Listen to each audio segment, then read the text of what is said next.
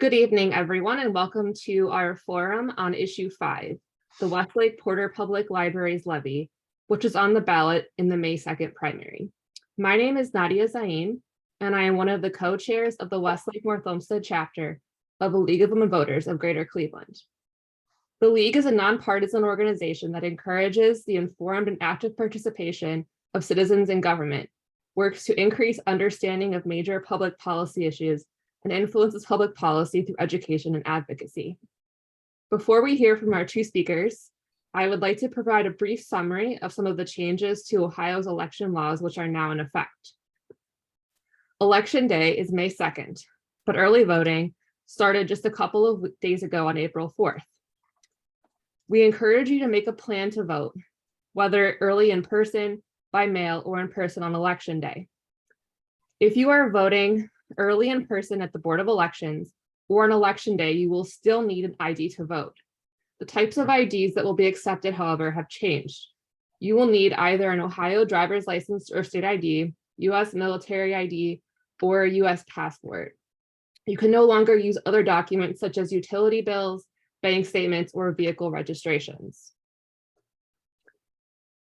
The dates and times that the Board of Elections will be open for early voting has also changed. Here are the dates and times that they are open.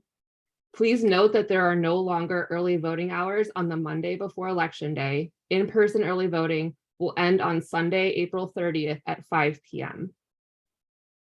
If you are voting early by mail, you must send a completed application to the Board of Elections.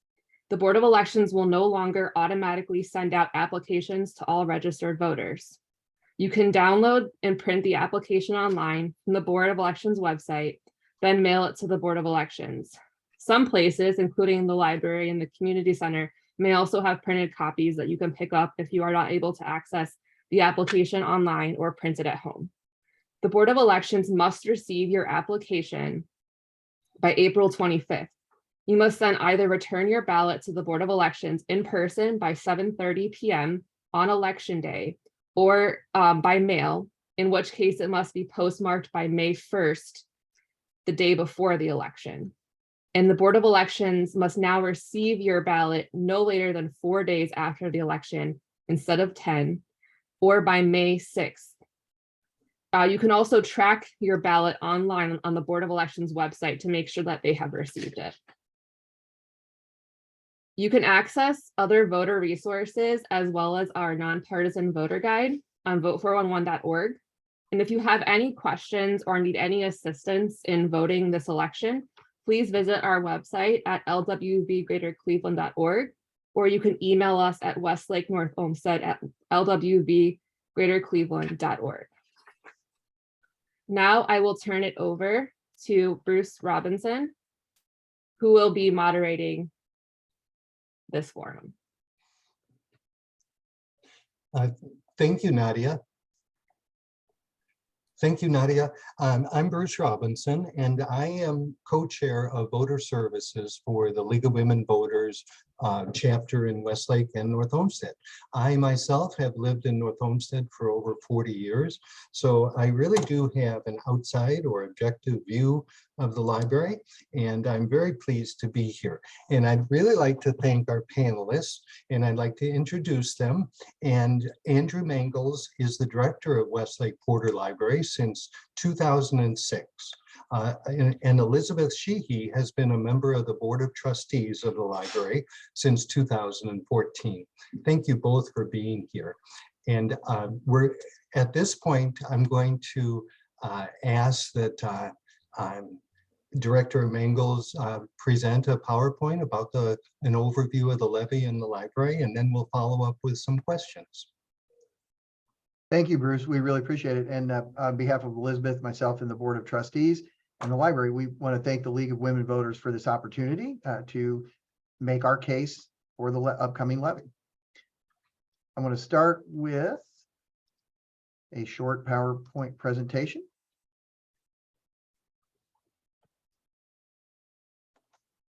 A little bit about Westlake Porter Public Library and what's up here and what's been happening. So to give you a picture about how busy your public library is, some numbers. In the course of 2022, we had over 1,200 programs of all ages for children through teens and adults.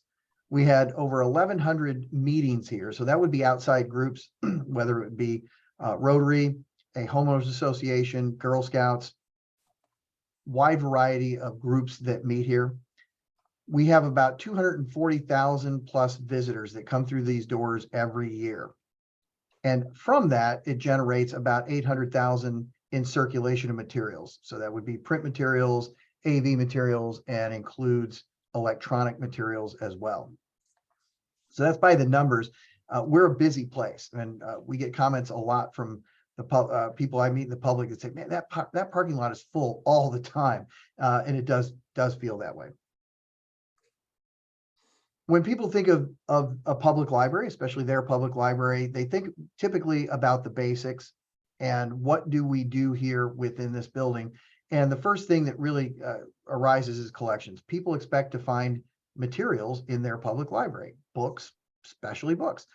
But it may be books, it may be books on CD, audiobooks, maybe movies on DVD. So our collections are a huge, huge part of what we do. 200,000 items within our collection for people to select, as well as being part of a consortium, Search Ohio and Ohio Link, which allows us to get materials from other libraries around Ohio, both public libraries and academic libraries. Our programs, as I mentioned, range from early literacy story times through programs of general interest to adults, things that appeal to a wide range of interests throughout the community. Our meeting room space is tremendous. We have a great meeting room space, different size meeting rooms where groups can come in, and it's full service. We will set the meeting room up, we take the meeting room down after it's over, we help with the technology, state-of-the-art rooms for people to meet and collaborate, learn, and grow. Libraries have always been about reference. Whether you walk in or call or send us an email, we do answer reference questions on a daily basis. It is still the bread and butter of libraries. You think, well, don't people just Google everything? Well, not everything is Googleable, if that's a word. And even if it is, sometimes it's hard to ferret through what the quality information is versus not quality. And our reference folks are really, really good at answering questions. And connectivity is just really, really important. It may be that somebody might have enough money to have a device, but maybe not to pay a monthly access fee. And we have reliable high-speed internet access here, both land machines or tethered machines versus the wireless environment. We have laptops that you can check out and sit outside in our reading garden. After hours, we do close from time to time. And when we're closed, we do see people using the Wi-Fi signal in our parking lot. And on a nice summer evening, we have tables outside where people might be before on a Sunday morning or on the weekend after hours, hanging out and just using our Wi-Fi signal. So connectivity is really, really important, and we make sure that our community is connected. So those are our basic services, and that's what people absolutely expect of their public library. Then we start to look at some of the services that people may not be aware that their public library offers. Things like non-traditional items. We check out things like did you know you can come to the library and check out a guitar? So maybe you're thinking about, you want to learn an instrument, but you don't want to make that investment right away. You can check out a guitar, play around on it, practice a little bit. And the benefit there is when you realize, hey, that's really something I want to do, you go over to the music store and you wind up purchasing an instrument. Non-traditional items can be things, we have the equipment to take VHS tapes and convert them to digital. These are things you can check out, take home with you. Just things that you would not normally think about library. A telescope, for example. These are the kinds of non-traditional items. Mobile printing. Your printer's down at home, you're in a rush. You can go onto our mobile printing app, send a print job to the library where we'll print it off, and you can come to our drive-up window, pick up your print job, and be on your way. We have a mobile app that's very handy. That mobile app allows you, you can even take that mobile app into the stacks and check your books out yourself while you're in the stacks. And if you're in a hurry, you can run in and get that done. Our digital assets include our databases. One of the databases that people probably don't know enough about, Resource USA, It is a database that is fantastic for businesses to research, companies, get quality information. And it's all available to you in the library and actually from home as well. And passports is a huge service that we offer. I just saw that passports are at all-time high, people getting passports. The nice thing about getting your passport at the library is our hours. It's very, very convenient because we're open 70 hours a week. And on the weekends, it is a very convenient thing for you to be able to stop in the library. We ask that you make an appointment if possible because we have so many people getting passports. It's a really nifty service. The library is always changing. We're always adapting. We're always looking towards what people need. And so we have some new additions up through 2022 that people may not be aware of. Our world languages collection is really nifty. It's kind of small right now, but it's growing. These are materials that are in languages that include Arabic, they include Mandarin, Gujarati. I think we have a little bit Spanish and even maybe some French titles. And the idea behind this collection is to get materials in native languages that people stuff that people want to read, but it's also there for people who might be learning that language and want to practice reading, not just language learning materials, but materials that they would enjoy reading in a different language. So we're very excited about the new world languages collection. We call it the cozy space. There's a picture here of this space that was in the back of the library that used to be where we housed all the reference books before reference books weren't published anymore. That space includes 2 new study rooms that will hold up to 6 people. So most of our study rooms are 1- and 2-person study rooms. These rooms will hold up to 6, and they have been used almost every day, all day. People love these new rooms, which just shows the need for quiet space where people can collaborate without necessarily interrupting people elsewhere in the library. We have a new book nook. The book nook is our used bookstore that our friends of the library run, and it was kind of tucked around in the corner. Once you got inside the lobby, it was very difficult to see. That's been moved up front to where the gift store used to be, but now there's a brand new book nook where you can buy used materials that are donated to us or maybe out of date from the library, but still useful. And sort of the crowning jewel that is going debuted to open once the weather just gets a little bit nicer is the Outdoor Friends Pavilion. Our friends of the Porter Public Library turned 50 last year. And as part of that, they made a significant donation for us to be able to create an outdoor programming space. That's really important because one of the things we learned in COVID is there are times where maybe you want to hold a program and you don't want to do it in a small room with 25 people in there. Nice day, you can go outside. We have tables and chairs that can be put out there for a meeting, any kind of meeting, story time, things like that to be held under the pavilion. It's a space where we can do our outdoor movie nights in the summer. We've been doing for a couple of years. This will be a much nicer venue for that. We can hold concerts. The possibilities are limitless with what we can do with the Friends Pavilion. It takes what we do inside the library and helps us expand it outside the library, and people like to be outside. So we think this will be a very nice addition to the library services.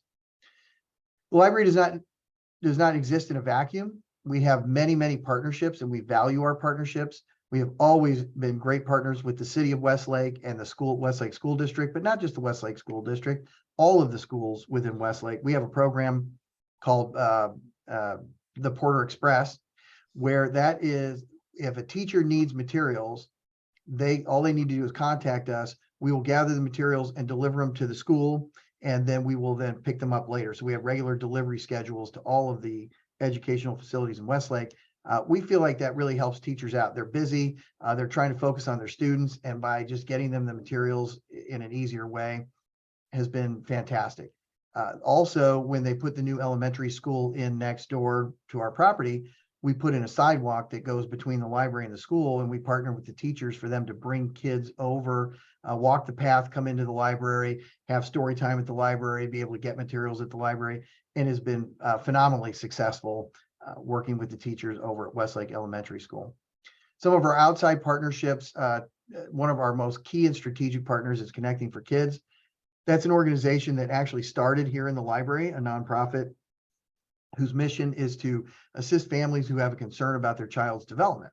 And so they will help any family, whether it's the family calling, connecting for kids and just asking, I don't know where to even start. Connecting for Kids will help them along those lines, but they also do programming in the library, things like Teach Me to Play, music therapy, and more, which is designed to help its parent education to help them work with their child once they're back at home. And then we also have a parent education series where the parent will come in for education, and we will have childcare. Perhaps they have a child with a disability. That childcare will be on site because it can be often very difficult for a parent to get away without that kind of childcare.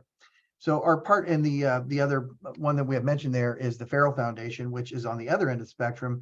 That organization helps families and individuals who may be experiencing Alzheimer's and dementia-related issues through art enrichment programs. So these are just some of the ways that the library can assist by providing information. Sometimes it's this meeting room space to help leverage that information and make our community better overall. So what does that mean? How do we keep that going? Well, we're on the ballot. We wouldn't be probably here if we weren't. We're talking about our issue 5. And that issue is we go on the ballot every 5 years. That's not necessary. The library has chosen since 1974 to have a 5-year operating levy, as opposed to doing a continuing levy where we don't have to go back to the voters, or an extended period of a 10 or 15-year levy. We go every 5 years, and we view that as a referendum on the library, the opportunity for citizens to vote and say that they do support their public library. The last 3 levies that we have done for the last 15 years, we've gone to the voters with a straight up renewal. So what that means is we have lived with the same amount of income from our levy for 15 years. And we've made the most of that money. And this year we're coming, this levy cycle, we're coming back to the voters with a ask of a small increase of 0.6 mils. We're doing that a little creatively by that the millage you'll see on the ballot is 3.4. 2.8 of it is a renewal. So that means that on the bulk of the levy, it'll actually still be based on the 2008 property values, and the homestead exemption will remain. The 0.6, the additional 0.6 is what would be considered new money. So after 15 years, the Board of Trustees felt that that was an appropriate ask, and we're hoping that people will support that. So some questions that will arise around this levy campaign, such as how much does the taxpayer pay? And this is information that can be found at westlakelibrarylevy.com. So it is available on, this information cannot be posted on the library's website by government decree, but we can put it on our Political Action Committee's website, which is westlakelibrarylevy.com. You'll find this information. And so this is a very quick, I'm not going to run through it in any detail, but there is a formula as to how much tax you would pay on your property. And it's a fair market value times a percentage. Then you apply that to the millage rate. And then you get to deduct the homestead exemption. So what this formula shows you is that on a $200,000 home in Westlake, you're currently paying $171 a year for your public library. We typically don't like to speak in terms of 100,000 because we know that's not a realistic number in Westlake. We want to be as transparent as possible. And I know people can do math, but I think it shows that we are aware that it isn't going to be on 100,000. It's more likely to be on a $200,000 or $300,000 home. So we really want to show what that is. So this slide shows what people are currently paying, what the ask is, what will the increase be. Let's just look at the example of the more expensive or higher priced home, a $300,000 home. The cost increase to what they're currently paying would equal $5.25 a month. So this chart gives you a way to look at it either annually or monthly. So on a $200,000 home, it would be an increase of $40 a year or $3.50. So that kind of shows you what the ask is on the 0.6 increase. So what will that levy fund? Well, first and foremost, it will help continue providing a state-of-the-art services and spaces that people are used to. Our budget has been pretty finite over the past 15 years. And so we like everyone else, are subject to some of the cost increases. We want to be able to continue to providing from that first slide of the things that we offer, the most basic services. We absolutely want to continue to provide those in the best way possible. Some of the newer things that we would look towards is a dedicated teen space. So we do have a lovely youth services area, but it doesn't really include a nice space for the teens who come in after school. And we want them to be teens and enjoy using the library. But we also want the other people to enjoy the library as well. So creating a dedicated teen space is something we would look at. A lot of people aren't aware that there is a second floor to the library. There is a second floor to the library. It's not terribly large. But there are a couple meeting spaces that could be used up here, plus a very nice view from the mezzanine to the outside through some really nice windows. We'd like to open that because we believe it's the public library. They should have access to that space. We're looking at a possibly dedicated local history area as well. And so those are some of the things that would potentially be an outcome of if the levy passes, or I should say when it passes. We still also have to rely on necessary maintenance and infrastructure projects. We have always budgeted very well, and we have all of our infrastructure costs covered with our current budget, and even going really into the next 5 years with things that we know about. The building is over 20 years old now. We're going to need a roof replacement. But we have money for that roof replacement. And same with parking lot, some of those big infrastructure things. But it's time for us to start planning for the next 25 to 30 years. And so that's part of what we will be doing, is setting money aside for the necessary maintenance and infrastructure projects over a much longer period of time. And collections, we are known for our collections. We are known throughout Northeast Ohio for having a great print collection. People still like physical materials, but you can't deny that people want e-materials as well. And e-materials are very expensive, and libraries do not get the same pricing that you get when you go to Amazon or Audible or some of those. Publishers do not necessarily play as friendly with public libraries, and so those costs are significant. And in order to be able to provide the e-materials that people want, and as that shifts away from print materials to e-materials, we need to be prepared for that. So that's the case that we're making for a renewal of the bulk of the levy with a small 0.6% increase.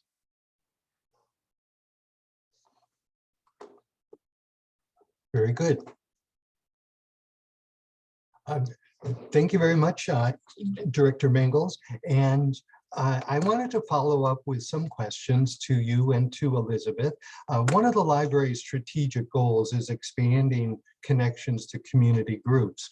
And the League of Women Voters certainly appreciates this opportunity to educate Westlake voters, as well as many other times that we've been a partner with Porter Library. So on behalf of voters, the League has developed questions for you about the levy and the library. So Director Mangels, what is the financial status of the library? How would you describe the financial status? Well, we're certainly in good shape, and we've benefited from a strong tax base. 75% of our income comes from the local levy. Roughly 25% comes from state funding. So we are concerned a little bit about HB1 that's winding its way through leading to the state biennium budget. But we feel confident that state funding will remain strong. But in Westlake, what's really nice is that there's typically a 96, 97% collection rate on the local levy, and that has been consistent over time. So our funding has been very strong and very, very consistent, but it has also been the same, for the most part. And if you kind of look at the state funding side, we were doing pretty well back in 2006 and 7, and then 2008 and 9 hit, and we took a $400,000 hit in 2009, lowering our state funding. And it's taken almost 10 years for that to come back, which has been great. So the state funding has rebounded a little bit, but over that 15-year period, like I said, things kind of catch up with the cost of materials and so forth. So I think we're in good shape, but we want to set ourselves up for the next 10, 15 years. Very good. Um, Ms. Sheehe, can you describe future library plans in terms of the space and use? We heard a little bit, but is there a need for future expansion or a new building? Is that years down the road, or? I don't see that in the immediate future. I think what you're seeing us do now is reallocating existing space. When the building was built 20 years ago, it served the community differently. Now, as things change, as Andrew said, things are changing, more meeting space is needed. We're taking, for example, the second floor and opening that up, that will be more public meeting space. So I don't see an expansion of the building probably in my lifetime. I think and I'm expecting a very long life. So I think we are just, as Andrew said, we're very aware of the finances and the community, and we always strive to be fiscally responsible. So reallocating our space. When the cafe closed, we made that our maker space. So I think we've demonstrated fiscal responsibility for better space, better usage of space. Thank you very much. So in essence, why is the additional 0.6 mil funding necessary? Is it just inflation, or are there other costs that you see? Has revenue decreased, or what's the reason for the 0.6 mil additional? Go ahead, Yes. Andrew. Well, so cost increases have certainly played a little bit of a role, and will, potentially continue to do so. But I think it is that continual need. I mean, the infrastructure needs alone, and as I've said, we are able to pay for the major improvements right now that will keep us. So the building opened in 2002.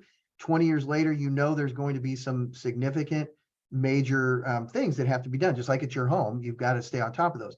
So we managed our money wisely to be able for, after 20 years, be able to pay for those infrastructure needs. But we're going to need to do those things again in 20 years. And if you wait to start planning for those kinds of costs, then it's going to be exponentially, more expensive to do, right? Instead of saving a little bit at a time. So by preparing now for future infrastructure needs, that's gonna help us.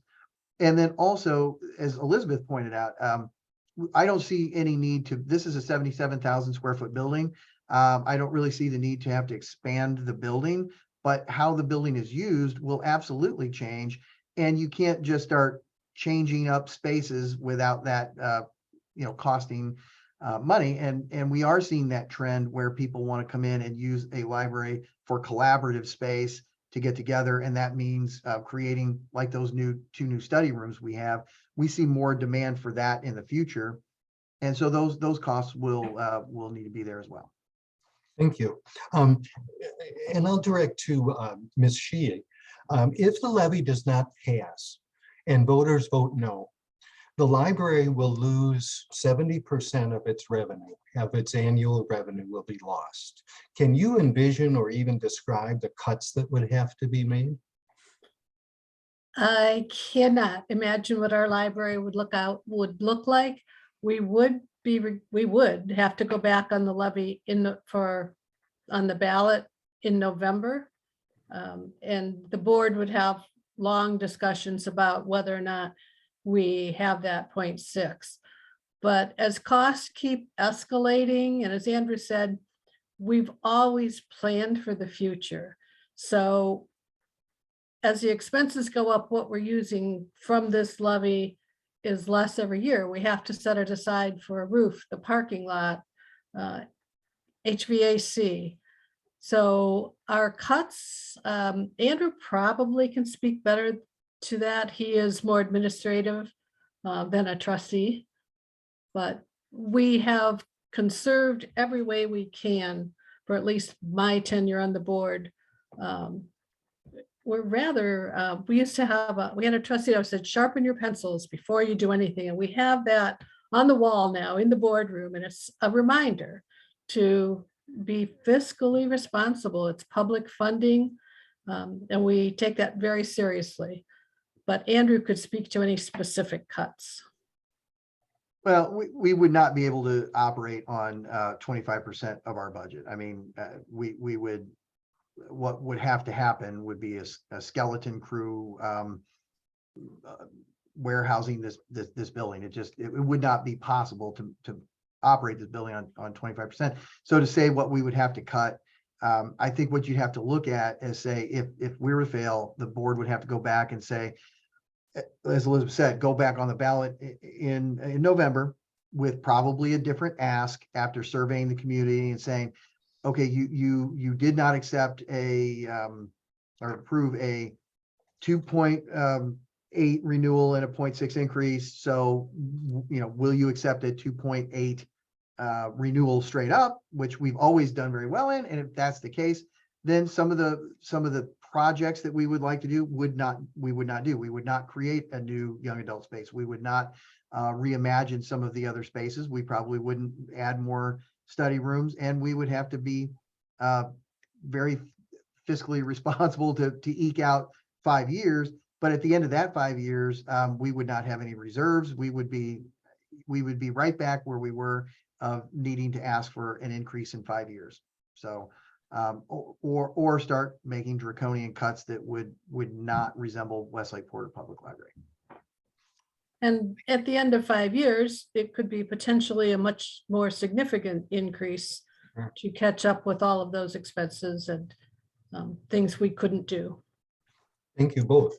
If the levy passes on May 2nd and voters vote yes on issue 5, how will Westlake Porter Library compare to other libraries in Cuyahoga County in terms of voted millage or the library taxes that they pay? Do you know how Westlake compares to other cities? Yes. We would have the lowest voted millage.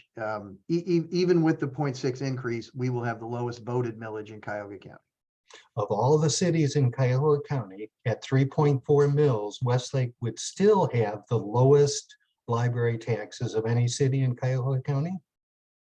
Well, yes, the lowest voted millage. Cuyahoga County Public Library has 3.5 mils.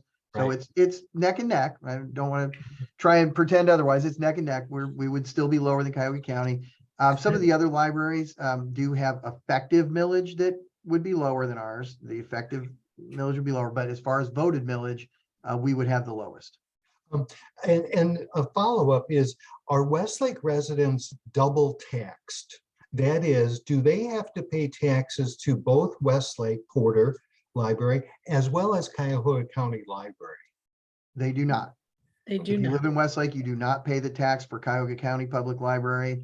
But beautifully, because of the way Ohio is, they still have access and can use Cuyahoga County Public Library due to state funding, which is unique almost entirely across the United States. Ohio has the best libraries in the country because of that, but they are not double. There is not a double tax.